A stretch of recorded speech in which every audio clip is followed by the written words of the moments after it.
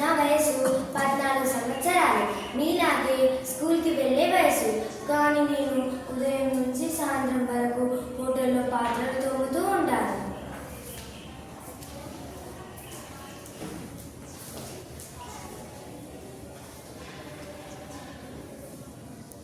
ఈ పుస్తకం నాకు కూడా చదువుకోవాలని ఉంది.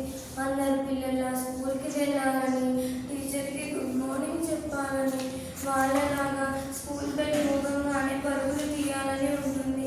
కానీ ఏం చేయను, మా ఇంటి పరిస్థితులు నన్ను ఇలా చేశాయి.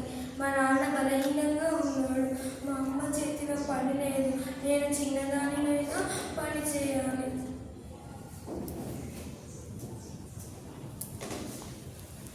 నేను పని చేస్తే 4 రూపాయలు వస్తాయనేదే మా ఆశ. మా ఓనర్ అప్పుడప్పుడు అరుస్తూ ఉంటాడు. అప్పుడు నాకు చాలా భయం వేస్తుంది. నా తోటి పిల్లలందరూ బొమ్మలతో ఇంట్లో ఆడుకుంటూ ఉంటారు. కానీ నేనేమో ఇలా పాత్రలతో